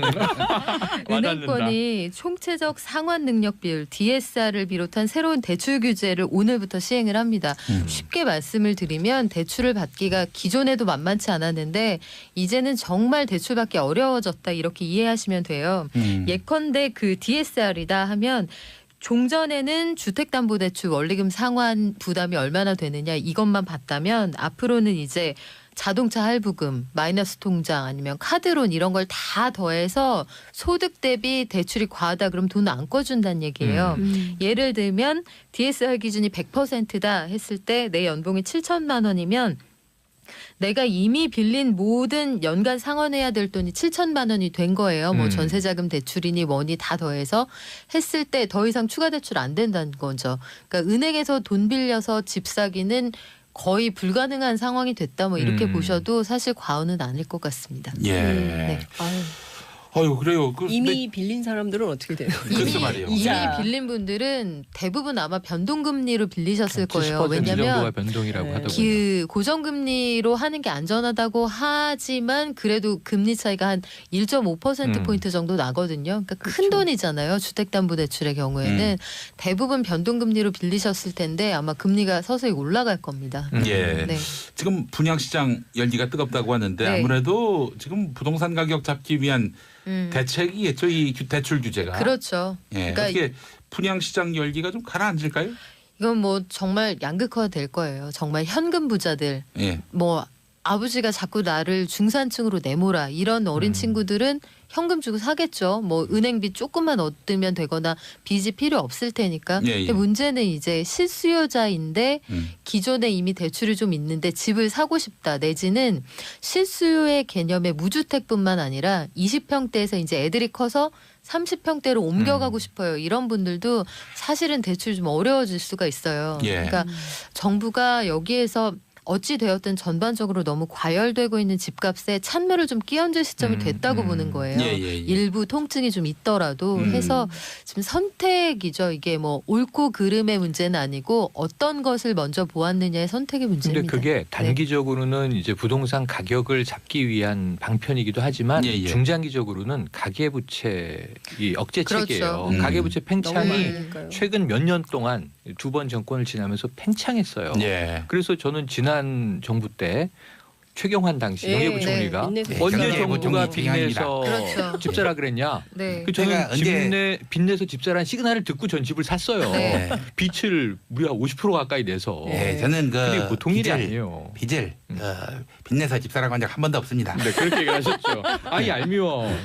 빚내서 집 사라 네. 그러셔서 다 했구만. 빚내서 집 샀잖아요. 그랬는데 그렇죠. 어쨌든 그와 더불어서 그 사이에 지금 서민들은 재테크 방법이 없다 보니까 부동산 재테크는 돈 있는 사람들이 돈 놓고 돈 먹는 이 게임이 돼버렸고 그래서 이제 갭 투자라는 게 성행했는데 대출을 끼고 전세 낀 건물을 사서 네. 그 차익이 상승하면 그걸 노리는 건데 아하. 상승분을 그게 이게- 갭투자입니까? 예, 집값이 떨어지면은 엄청나게 위험해요. 그렇죠. 그런데다가 지금 대출을 받으면 금리가 이제 올라갈 것으로 예상이 되잖아요. 미국 금리도 올라가고. 따라서. 예. 네. 그러면은 이제 앞으로 이 가계부채에서 큰 뻥 터지면 큰일 날 수 있기 때문에 아이고. 가계부채 통제책으로라도 네. 대출 규제를 좀 강화하는 것은 필요했었다. 이렇게 정말 보여집니다. 그 이제 토지 공개념 아까 말씀하셨지만 그러니까 이 경제의 공공성이 정말 필요한 거예요. 그러니까 네. 최소한 그 극단적 상황에 내몰리지 않게 GM 대우 뭐 2명 노동자 또 돌아가셨죠. 그렇죠. 돌아가신 예, 예, 사건이 나타났는데요. 그러니까 이게 정말 필요한거든요. 그 경제 관련해서 외교도 중요하지만 먹고 사는 문제에 대해서 문재인 정부가 정말 네. 특단의 대책을 내놔야 네. 되긴 합니다. 사회 안전망 이전에 자살 방지를 위한 사회 안전망 이전에 이런 대출 규제로 예. 인해서 피해를 입는 분들이 없도록 그렇습니다. 또 과잉 대출로 인해서 또 네. 후폭풍을 입지 않도록 경제 안전망 구축도 매우 필요하지 않겠나 맞습니다. 하는 생각을 해봤습니다. 자 이렇게 해서 이제 마무리하는 시간이 다가왔는데 이게 또 제가 이 팝송 속에는 굉장히 네. 예, 그 긴장을 합니다. 지난번에 한번 큰 사고를 한번 친 적이 있어요. 그래요? 예. 그래요? 일되면 뭐 노래 제목이 생각이 안 나는데 네. 뭐 그 겨울의 찻집이라는 노래를 네네. 소개한다면 그 겨울의 노래입니다. 찻집 한번 이렇게 소개한 적이 있어가지고 그런 대망신을 당한 적이 있었습니다. 아니 영어 팝송은요. 여기서요? 네 그렇습니다. 네. 이렇게 나오면은 네. 더스틴 더 윈드의 캔사스 뭐 이렇게 소개할 수도 있고 그것도 더스트 아유 요즘 세상에 숭도 아니에요. 모히또 가서 몰디브 하잖아요. 자, 이거 안 되겠습니다. DJ는 긴장한다니까 예, 자. P와 F 발음이나 D와 더 발음을 네. 혼동하죠. 이거 항상. 더 윈드가 아니라 디 윈드라고 읽을 수도 있다고. 그렇지, 더 윈드. 자, 안 되겠습니다. 우리 최영일 평론가님이 대신. 노래 소개해 주세요. 네, 노래 소개드립니다. 캔사스가 부릅니다. Dust in the Wind. 예. 박연미, 장윤선, 최영일 세 분 고맙습니다. 네, 감사합니다. 김용민의 정치 쇼 4부로 넘어왔습니다. 여의도에서 화제가 됐던 말들을 씹고 뜯고 맛보는 시간. 예. 여의도 말말말 시간입니다. 자, 먼저 김수민 시사평론가 어서 오십시오. 네, 반갑습니다. 예. 그리고 이승원 시사평론가 어서 오십시오. 네, 안녕하세요. 예, 이승원입니다. 감사합니다. 예, 두 분은 뭐 또 저하고 팟캐스트 함께하는 분들인데 우리 김수민 시사평론가를 보면서 말이죠. 네. 만화가 이현세 씨가 생각이 났습니다. 왜요? 이현세 씨가 연재하는 그 신문, 만화를 연재하는 신문은요. 한 2만 명의 독자가 항상 붙는다고 합니다. 네. 이현세 씨가 오늘부터 만약에 만화를 연재한다? 그러면 2만 부 구독 신청이 들어온다는 거예요. 기본 디폴트로 딱 아니, 그러면 들어오는 이제 게 있군요. 지금도 네. 그렇다는 건 아니고 이제 90년대 얘기인데 네. 우리 김수민 평론가가 방송을 하면 2만 명의 안티가 붙습니다. 아주 그래서 네. 안티도 네. 안티도 청취자이기 때문에 네. 아주 굉장히 반갑습니다. 저는 좀 황송한 것이 예. 네. 200만 안티를 자랑하는 김용민 씨께서 예, 저한테 예, 또 예. 그것을 그렇습니다. 또 지금 팬이 상기시켜 아니라 주시네요. 안티 경쟁하고 계시는군요. 그렇습니다. 두 분이. 경쟁이 안 됩니다. 이건 대형마트와 그 거의 뭐 손수레 리아카 노점의 차이입니다. 경쟁이 안 돼요. 알겠습니다. 네. 우리 이승원 시사평론가라는 네. 분의 그 이름 이승원 대신에 다른 이름으로 자꾸 표기하는 분들이 많아서 말이죠. 아이 참에 이정자로 바꾸는 게 어때요? 그런 사람이 없는데 지금 네. 예? 네. 지금 앵커님 때문에 제 이름이 세 개가 아니 지금 됐잖아요. 보세요. 지금 고릴라를 가보면은 네. 고릴라 가보면 다 이정자 씨 반갑습니다. 이 난리가 났어요 지금. 예. 누군지 모릅니다. 그분은. 뭔지 몰라요. 예. 네. 알겠습니다. 제가 우리 네. 이승원 평론가를 이정자라고 부를 때 내게로 와서 이정자가 됐습니다. 예. 가짜 뉴스를 퍼뜨린 대표적인 김춘수 분이죠. 시인입니까? 김푼수 시인이라고. 예, 예. 김푼수. 예, 네. 예. 봐봐 이 최충현님, 정자 누나. 지금 난리가 났어요 지금. 아, 예. 네, 그렇군요. 진짜네요. 예, 네. 그래요. 자, 지금 오늘 본론으로 들어가서 여의도에서 가장 핫한 말은 장제원 의원의 말입니다. 정권의 사냥개가 광견병에 걸렸다. 네. 미친 개는 몽둥이가 약이다. 이게 경찰을 겨냥한 말 아니겠어요? 네, 예. 그렇습니다. 이것 때문에 일선 경찰관들이 대노하고 있는데 자 김수민 평론가께서 지금 JP 선생을 모시고 네. 오셨어요. 네. JP 선생의 반응 한번 좀 전해주시죠. 나 JP 반려견 바니를 키운 입장에서 정치판에 자꾸 개를 끌고 들어가는 건 용납을 못하겠슈. 우리 바니 우리 마누라 돌아가셨을 때 보름 만에 같이 세상을 떴슈. 그런 가슴 아픈 사연이 있는데 자꾸 정치하면서 개 이런 거 듣기 싫어요. 김종필 전 총리가 반려견을 키웠던 모양이군요. 네. 아이고. 깨알 정보 진짜. 네, 네. 그리고 그 강아지가 네. 김종필 부인 고 박영옥 씨가 네. 돌아가셨을 때 예. 보름 만에 예. 세상을 떠서 아이고. 화제가 된 적이 있었습니다. 예. 그런 경우 있어요. 주인 네. 돌아가시면 그렇죠. 강아지들 죽는 경우 있어요. 네. 예. 아이고 정말 아이고. 사랑했던 모양입니다. 그러네. 예. 김종필 전 총리께서는 이런 개가 자꾸 거론되는 이런 현실이 상당히 불편한 것 같은데, 근데 전 또 그 자유한국당에서의 그 개의 그 존재는 그렇게 또 비하하거나 혹은 네. 뭐 비난의 용도로 활용되기보다는 그 김성태 원내대표 같은 경우 네. 제 별명이 들깨입니다. 들깨. 사실상 제 별명은 들깨입니다. 이렇게 이제 말씀하고 네. 있거든요. 그 자기 별명이 개다. 네. 이런 거면은 뭐 굳이 그 나쁜 용도로만 이렇게 쓰인 것은 아닌 것 같다는 느낌도 들고요. 그렇죠. 뭐 좋게 쓰이면 좋게 쓰일 수 있죠. 그 김성태 원내대표가 이제 본인을 들깨라고 한 거는 예. 뭐 그만큼 거칠다, 네. 전투력 있다, 뭐 각오해라, 약간 이런 그 경고성 발언이었는데 그래도- 그것도 있지만은 네네. 뭐 광야에 버림받은 버림받은 존재다. 네. 그런 뜻도 있었어요. 예. 음. 자, 그래요. 그 지금 오늘의 첫 번째 말로서 방금 이제 장제원 의원 발언도 슬쩍 해봤는데 이거는 네. 오늘의 첫 번째 말은 아니고 진짜 첫 번째 말은 뭡니까? 진짜 첫 번째 말. 예. 그 우리 안철수 말씀하시는 거죠? 안철수 인재 영입위원장. 안철수 친구입니까? 안철수 전 인재 대표라고 좀 영입위원장. 해주십시오. 네, 바로 정정했습니다. 예.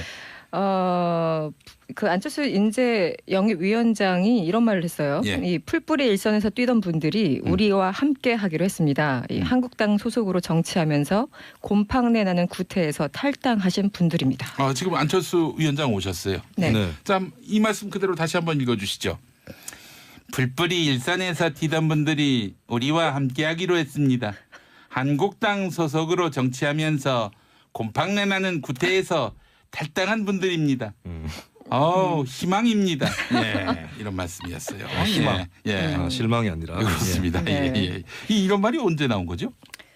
그게 지난 22일이었는데요. 네. 이 자유한국당 출신 전현직 지방의원 7명이 이 바른미래당에 합류를 했어요. 그리고 자유한국당뿐만 아니라 민주당 일반 당원들이 700여 명인가가 같이 또 합류를 했습니다. 그래요? 네네. 그러니까 이제 일단 전직도 그렇지만 현직 게다가 자유한국당 출신이 이제 바른미래당에 왔기 때문에 이 보수 이쪽을 개편하기 위해서 이제 사실은 유승민 전 대표, 그러니까 지금 공동 대표죠. 유승민 예. 대표와 안철수 전 대표가 손을 잡지 않았습니까? 그러니까 일단 자유한국당에서 왔다라는 것 자체가 굉장히 상징적으로 의미가 있는 일이었고 그 이후에 이제 한 3차까지 지금 인재 영입 발표를 하고 있는 그런 상황인데 곰팡내 나는 구태라는 표현을 쓰셨네요. 네, 원래 안철수 전 대표 같은 경우는 좀 발언을 그래도 거칠게 하는 편은 좀 아니잖아요. 비교적 좀 예의 바른. 또 사전에 그 준비해온 말만 하신다는. 그래서 모 방송 이 오락 프로그램 예능 프로그램에 이제 출연할 때는 본인이 할 대답 그 사전에 우리 작가분께서 써주시는 질문안 거기에 대한 답변을 통째로 외워오신 그런 이력이 있었어요. 네. 예. 네. 그럴 만큼 아주 준비가 철두철미한데 근데 곰팡내 나는 구태 이거는 준비해온 멘트라고 보기에는 상당히 화력이 셉니다. 저는 그래서 오히려 준비해 오지 않았을까 싶기도 한데요. 그래요? 네. 오. 그러니까 안철수 전 대표 같은 경우는 평소에 이렇게 있으면은 예. 농담 같은 거 오히려 잘하시는 분이세요. 그래요? 네, 농담 그냥 기억 남는 농담이 있습니까? 뭐 너무 오래돼가지고 잘 기억은 안 납니다만. 예. 아재 개그를 많이 하시죠. 아재 개그. 네. 네. 가자 이것도 이제 사실은 네. 했던 말이고. 네, 그래서 의외로 농담을 잘 하는 캐릭터인데 이제 공적인 자리에서 나와서 하는 건 분명히 준비를 많이 하시는 편이긴 해요. 근데 저는 이 발언 딱 들으면서 이제 확실하게 각을 세우기 위해서 왜냐하면 또 이제 스스로 약간 찔리는 경우 말이 거칠어지는 경우가 있잖아요. 그러니까 이제 자유한국당하고 바른미래당이 보이지 않는 연대를 하지 않을 것이냐 이런 예. 걸 좀 견제하기 차원에서 강력한 언어를 구사한 것이 아닌가 싶습니다. 실제로 이제 만약에 바른미래당이 지방선거에서 자유한국당과 뭐 연대한다 이러면은 사실은 바른미래당하고 자유한국당이 대등하게 연계하는 것이 아니라 뭐 한마디로 자유한국당 그늘 아래에 있는 바른미래당 이런 인식을 심어줄 가능성이 있거든요. 그렇기 그렇죠. 때문에 선거연대 이런 얘기가 나와서 바른미래당에게 좋을 게 전혀 없는 거예요. 예, 지금으로서는 그렇죠. 예. 네. 자, 김수민 평론가님. 가만히 있을 한국당이 아니죠? 네. 홍지만 한국당 대변인이 응수를 했습니다. 예. 곰팡내가 나 뒤로 빼놨던 분들만 골라서 분리수거해주니 곰팡내가 없어져서 고맙기는 한데 예. 바른미래당의 곰팡내가 날까 미안하기도 하고 염려가 될 뿐이라고 하면서 그래도 인재 영입이라고 데려갔으니 탈취제라도 뿌려서 데리고 다니시라고 권한다. 예. 라고 얘기했습니다. 아무리 아이고. 그래도 너무 심하지 않아요? 이런 거는 아니 무슨 뭐 미친 게 이거보다 나은 것 같은데요. 어떤 게 난지 모르겠네요. 네, 그거보다는 좀 그래도 여유가 있어 보이는데 저 같으면은 제가 자유한국당이면 이렇게 얘기했을 것 같아요. 예. 우리는 누룩곰팡이다. 굉장히 쓸모가 많고 그렇지. 막걸리도 담가 먹는다. 그렇지. 네, 그렇게 예. 얘기를 했을 것 같아요. 거기는 이제 해로운 곰팡이다. 네, 그렇죠. 예, 예. 곰팡이도 좋은 거는 또 이제 페니실린을 만들 수도 있고 곰팡이 용도가 대단히 다양하거든요. 그렇죠. 좋게 활용하려면 얼마든지 네. 좋게 활용할 수 그렇게 있죠. 한번 재미있게 받아쳤어도 괜찮지 않았을까 싶어요. 그래도 이제 한때 식구였는데. 그러니까 자기 얼굴에 침 뱉는 거 아니에요. 사실 예. 이러면 그래도 한 식구였으면 좀 그런 게 아닌가. 예. 그렇다고 또 뭐 저기 뭐 잘 가셨다, 뭐 축하한다 이런 말을 하면은 그렇죠. 너무 없어 보이기도 하고 또 아울러 이 탈당을 막는 효과가 또 있어야 되는 거 아니겠어요? 이탈을 막기 위해서라도 나간 사람들에 대해서는 또 이렇게 뭐 한마디 좀 해주고. 해줄 수밖에 없는 또 이 네. 정치 그 우리 구조기도 합니다. 예. 자, 하지만은 이렇게 서로 뭐 싸우다가 나중에 언제 그랬냐는 듯이 자유한국당하고 바른미래당이 선거연대할 가능성은 없을까? 어떻게 보세요? 그 지금 선거연대에 대해서 계속 얘기를 하고 있는데 일단 양쪽 다 선을 좀 긋고 있잖아요. 네. 그런데 선거라는 게 뭐 2달 전, 한 달 전 상황이 계속 바뀌니까 어떻게 될지 모르지만 예전에 박지원 전 대표가 얼마 전에 방송에 나와서 한 얘기가 저는 굉장히 공감하는 부분인데 예. 홍준표 대표가 지금 마이더스의 손이 아니라 마이너스의 손이 되고 있잖아요. 예, 예. 그 손 되는 그 후보자들 예비 후보자 마이더스라고도 하고 미더스라고도 하는데. 미더스? 예, 네. 예. 하여간 뭐. 네, 그래서 모든 후보들이 지금 고사하고 이제 안 한다고 하고 있는데 그 자체는 네. 일부러 안 할 사람 혹은 좀 약해 보이는 사람을 건들면서 본인은 뭔가 인재 영입에 노력을 하는 척 제스처를 취하면서도 사실은 서울시장의 후보를 내지 않기 위해서 하는 꼼수다. 거의 이런 취지로 발언을 한 적이 있었어요. 예, 예, 예. 근데 지금 당장 오늘 같은 경우도 김병준 국민대 명예교수도 예. 이미 늦었다. 그래서 또 손사래를 쳤다고 하죠. 아, 그래요? 네네네. 오늘 그 양반도? 아까 방송에서 보니까 예, 예, 그 예. TV에서 보니까 예. 그러니까 지금 벌써 몇 번째입니까? 제가 기억하는 것마다 한 4명 정도 되는데 홍정욱 전 의원부터 시작해가지고요. 그렇죠. 뭐 황교안 총리도 난색을 표했다고 하고 네. 오세훈 전 시장도 그렇고요. 그랬죠. 예, 예. 그래서 이게 뭐 의돈 이석연 전 이석연 법제처장도 법제처장도 있군요. 그렇고 또 부산에 계신 그 장재원 의원의 예. 형인가요? 예. 그분도 그랬고 그래서 지금 우리가 얘기한 것만 한 5명 장제국. 예. 네네 그 정도 되는데 일부러 마이너스 손을 만드는 건지 잘 모르겠습니다만 뭐 저는 보이지 않는 암묵적인 침묵의 연대 가능하다 봅니다. 네. 이게 사실은 홍준표 대표의 그 입장은 이거 아니에요? 우리가 영입을 하려고 하면은 이 뭐 검찰 경찰이 뒤를 턴다는 거죠. 그래서 해서 우리가 이 출마를 이 권유를 할 수가 없어요. 이러면서 이제 굉장히 불편해하는 반응을 보였습니다. 예. 자, 이 논란 속에서 민주당도 숟가락을 얹었어요, 지금. 김효은 민주당 부대변인이 논평을 통해서 이렇게 얘기했습니다. 예. 아무리 선거를 앞두고 이합 집산을 한다지만 자유한국당을 탈당한 사람들 이삭줍기해서 언제 바른미래가 만들어지겠는가라고 이렇게 질렀고요. 그래요. 그리고 바른미래당 내부에서도 뭐 이 영입 자체를 반대하는 건 아니더라도 뭐 그렇게 참신한 인사를 영입한 것이 아니기 때문에 이삭줍기 수준이다라는 내부에서의 또 비판도 있다고 합니다. 네, 알겠습니다. 자, 두 번째 말은 김수민 평론가가 준비하셨죠? 네. 박원순 시장은 대선 불출마를 선언하고 시장 경선에 나와야 합니다.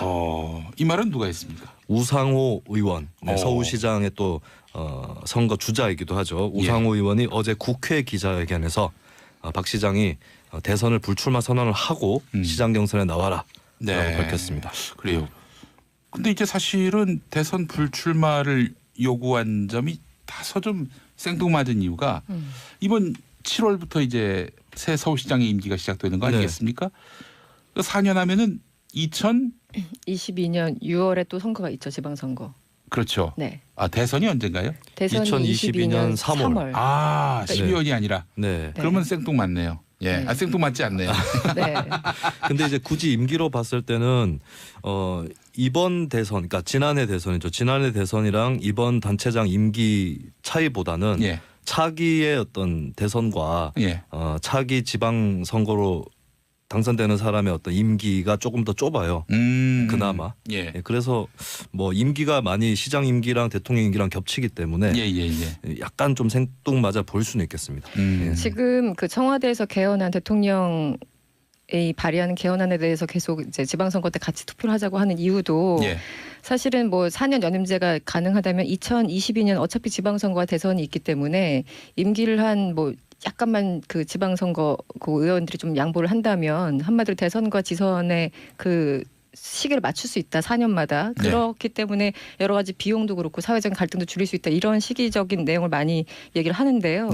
일단 그거 이전에 저는 이게 약간 설득력이 떨어진다고 생각하는 게 물론 임기 채우려면 이제 끝까지 가야죠. 6월까지 가야 되는 거 맞는데 3개월 차이를 가지고 뭐 3개월 약간 미리 나간다고 해서 물론 3개월 딱 전에만 나가는 건 아니겠지만 이게 굉장히 국민들한테 크게 어떻게 대선의 그 연결 통로로 또 삼선하려고 하느냐 이거와는 이렇게 딱 일치되는 얘기 같지는 않아요. 3, 4개월 정도면은 그래도 양해될 수준이 아닌가라는 생각이 들어서 그래서 저는 이 주장은 좀 정치적이다 뭐 이렇게 생각을 할 수밖에 없죠. 알겠습니다. 자, 그런데 말이죠. 박영선 의원 이분도 이제 서울시장에 나가겠다고 도전장을 던졌는데 이분 역시도 박원순 서울시장 그 대선 불출마를 선언해야 한다라고 얘기하고 있는데 아무래도 좀 순위 면에서 현재 여론조사에 있어서는 박원순 시장에게 좀 현격하게 밀리는 그런 양상인데 그러니까 이제 후발 주자는 이제 지금 앞서가는 주자를 디스해야 이 사실은 좀 본인이 올라가죠. 올라가는 이 원리가 바로 김수민 평론가가 저 김용민이를 계속 디스하고 비난하고 비판하고 그 원리를 보는 것 같습니다. 디스에도 제 격이 올라가지는 않더라고요. 같이 떨어지는 거 아니에요? 제가 타겟을 좀 바꾸려고 다시 알아보고 있어요. 바꿔주세요. 제발 바꿔주세요. 유시민 씨나 김어준 씨 정도로 바꿔야 될 것 같아요. 같이 하향 평준될까 봐. 그러고 있어요. 같이 끌고 내려오고 있어요. 자, 지금. 알겠습니다. 이 우상호 의원이 왜 박원순 시장의 대선 불출마를 요구했는지 이 부분 한번 좀 짚어주시죠. 우상호 의원이나 박영선 의원 다 마찬가지인 것 같은데 대선에 신경 쓰다 보면 서울시장을 제대로 수행 못할 거 아니냐 이런 좀 원론적인 입장이 있는 것 같고요. 그리고 이제 대선 준비하기 위해서는 이제 욕심은 그만 부리고 후배들한테 물려주시고 대선 준비에 전념하시라 이런 의미들이 내포돼 있겠죠. 그래요. 뭐 물론 이에 대해서 박원순 시장이 오케이 받겠다 이러진 않을 것 같아요. 네, 아마도 네 서울 시민들은 내가 대선 주자라고 더 좋아하는데 못 받겠습니다. 이렇게 얘기하지 않을까. 모처럼 이 신제품을 좀 개발했어요. 오늘 출시 기념회를 하고 있습니다. 네. 예, 예. 박 시장 성대모사 은근히 어렵지 않습니까? 어렵죠. 매우 어렵습니다. 예, 이게 굉장히 그 경상도 사람이 예. 어설프게 서울 말 쓰는 그 말투예요. 뭔지 네. 알겠어요. 네. 네. 근데 말이죠. 더 티나요. 박영선 네. 의원도 같은 고향이에요. 경남 창녕. 그렇죠. 그러네요. 네, 우리 네. 경남 창녕에서는 90.9로 들을 수 있는데 네. 지금 이 시간 그렇군요. 네, 그렇습니다. 또 깨알 광고. 네. 자, 근데 뭐 박영선 의원한테는 워낙 네 방송인 출신이다 보니까 네. 사투리가 잘 느껴지지 않는데 거의 없죠. 전달력도 굉장히 좋고 목소리도 좋고 그렇습니다. 그렇죠. 예. 네. 자, 하여간 지금 박원순 시장 같은 경우는 받을 가능성이 거의 없다 이렇게 판단할 수 있는데 지금 민주당 당내 경선은 결선 투표제가 쟁점인 걸로 알고 있습니다. 경기도 후보들 사이에서는 이를테면 이재명, 전해철 그리고 양기대 네. 이 후보들은 결선 투표제를 다 받는 방향으로 뜻을 모으고 있는 것 같은데 서울시장은 어떨까요? 근데 저는 이 결선 투표제는 유불리를 떠나서 네. 원래 이제 단순 다수 대표제는 50% 이상의 유권자가 거부감을 갖고 있는 사람도 당선이 될 수 있는 1등만 하면 그만인 그런 좀 불공정한 성격이 있거든요. 그리고 이번에 대통령 개헌안에도 보면은 결선 투표제가 들어가 있습니다. 이런 시대 정신이나 또 선거 공정성을 봤을 때는 유불리를 떠나서 결선 투표제는 좀 실시를 할 필요가 있고 그리고 민주당도 어떤 주자들의 합의에 따라서 결선 투표제를 도입하는 게 아니라 당헌 당규로 정식 룰로 만들 필요가 있는 것 같아요. 근데 그러지 못하고 그냥 후보들한테 좀 짐을 떠넘기고 있는 상태가 됐고 지금 서울시장 선거도 결선 투표제 어떻게 될지 미지수인 상태입니다. 근데 이제 이게 결선 투표제를 주장하고 있는 곳이 민주당 내에서는 세 곳밖에 안 된다고 해요. 그러니까 서울하고 경기하고 광주 이렇게 세 곳인데 어쨌든 이재명 시장도 결선 투표 받겠다고 얘기를 했지만 다만 전제를 붙였어요. 모두 일률적으로 다 적용돼야 된다. 그러니까 우리 이 지역만 그 결선 투표제를 받을 수는 없다라는 단서가 있기 때문에 할 거면 서울, 광주 다 해라 이런 거예요. 그러니까 나름대로 이제 빠져나올 구멍을 만들어 놓은 것 같고 일단 민주당 당 지도부 생각은 다른 겁니다. 한마디로 결선 투표제 안 하겠다라는 입장인데 일단 첫 번째 많이 좀 열세에 처한 후보가 괜히 이제 그 결선 투표제를 통해서 뭔가 붐업시키기 위해서 그 시간 낭비다 그리고 비용 낭비다 결선 투표까지 가면은 한 후보당 한 5천만 원 정도 또 비용이 더 든다고 하네요. 게다가 이제 너무 그 결선 투표까지 가면은 내부 경선이 과열되니까 서로 이렇게 분위기에 좀 안 좋은 분위기를 미칠 수 있다 뭐 이런 얘기를 하고 있고 그러니까 여러 가지 의미에서 지도부는 지금 컷오프 2명 해서 그냥 거기서 하면은 거의 결선 투표제와 같은 효과를 보기 때문에 그렇게 하자라는 입장인데 이제 일부 후보들은 아니다 결선 가자 이런 거죠. 근데 뭐 지금 후보들 사이에 그 지지율이라고 하는 것이 1위와 2위의 격차가 심한 상황에서 결선 투표가 과연 뭐 유용할지 이 부분은 또 알 수가 없는데 또 당심은 또 다를 수 있으니까 일반 여론조사와 달리 한번 두고 보도록 하겠습니다. 자, 세 번째 말 들어갈 텐데 우리가 너무 단조롭네요. 세 번째 말 했을 때 짠짠 뭐 이게 하나 들어가면 좋을 것 같다는 생각이 듭니다만은 자, 세 번째 말은 자유한국당 중진 의원의 말이군요. 뭡니까? 바퀴벌레가 연탄가스에 죽나 F킬러에 죽나. 이게 누가 한 말입니까? 이게 지금 정우택 전 원내대표가 한 얘기인데요. 그러니까 이게 좀 복잡해요. 서로 이제 공방이 오고 가고 있는데 홍준표 전 대표가 지금 뭐 편하게 4선 5선 그 선수 쌓은 사람들 다음 총선 때 험지로 보내겠다 이런 얘기를 하니까 아니 이제 중진들이 발칵 뒤집혔어요. 그러니까 이렇게 두 가지 의미인데 홍 대표가 지금 지방선거에 집중해야 되는 사람이 어떻게 저런 얘기를 할 수 있느냐와 그리고 총선이라는 거는 2020년에 있는데 그때는 홍준표 지금 현재 그 당 임기가 이미 끝나고 그 다음에예요. 근데 그 다음에까지 가서 공천권을 행사한다라는 거는 다음에 전당대회를 한 번 더 열어서 자기가 또 도전을 해서 또 당대표를 하겠다라는 의미가 깔려 있거든요. 여러 가지. 그러니까 본인들에 대한 어떤 기분 나쁨도 있고 당대표를 연임하겠다라는 홍 대표의 그 속내가 그 페이스북 글에 드러났기 때문에 발끈한 거죠. 근데 그러면서 그래서 이제 바퀴벌레 얘기를 홍준표 대표가 워낙 자주 했었고 지난해 11월에서도 했었잖아요. 적조하시는 것 같아. 네. 바퀴벌레를. 지난해 11월에 그 직권으로 박근혜 전 대통령 그 당적을 제명해 버렸잖아요. 근데 그때 서청원, 최경환 의원들이 뭐 법적인 문제까지 삼겠다 하면서 그냥 들고 일어나니까 뭐 바퀴벌레들이 스멀스멀 기어나온다 뭐 이런 식의 표현을 썼던 거예요. 그 전에도 했어요. 그 전에도 대선 직후에도 하셨어요. 한 번 더 했었죠. 그러니까 바퀴벌레 굉장히 좋아하는 단어예요. 이제 이러니까 이 정우택 전 원내대표가 기분이 나쁘니까 이제 이런 발언을 한 거죠. 굉장히 냉소적으로 한 거죠. 네. 그래요. 네. 정우택 의원은 이제 원내대표 하면서 홍준표 대표와 또 호흡을 맞추기도 했는데 그때 제가 봤을 때 내내 좀 불편한 기색이 역력하더라고요. 그렇죠. 안 맞았죠. 네. 또 이제 홍준표 대표가 또 보수 정치인과는 좀 다른 결이 거침없는 그 표현. 이러다 보니까 보수 정치인들이 잘 소화가 안 되는 부분이 있거든요. 자, 근데 이건 뭐 트럼프가 먹히듯이 또 일부 보수 정치 지지자들은 또 이 홍준표 대표의 발언이 뭐 시원시원하다 이런 평가를 하기도 합니다만은 그 여튼 뭐 이거 보니까 홍준표 대표와 중진들 사이의 갈등이 매우 깊어진 것 같은데 이 어떻게 될 것 같아요? 글쎄요, 이 중진들하고 계속 삐거덕 하면서 왔는데 그냥 계속 삐거덕 해서 왔어요.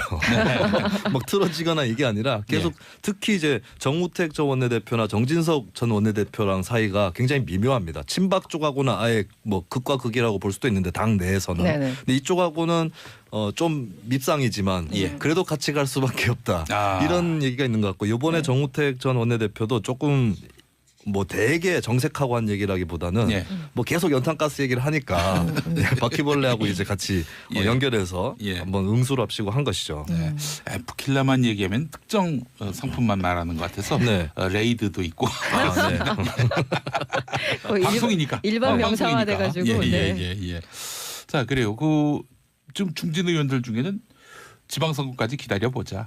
뭐 그때 참패할 것이 분명하고 그러면 뭐 홍준표 대표가 이제 리더십이 상실되지 않겠는가. 뭐 이렇게 보는 시각도 있고 그냥 두고만 보자 하는 입장인 것 같아요. 뭐 구체적으로 지금 뭐 결집했다든지 뭐 대놓고 뭐 대항한다든지 이런 움직임은 안 보이잖아요.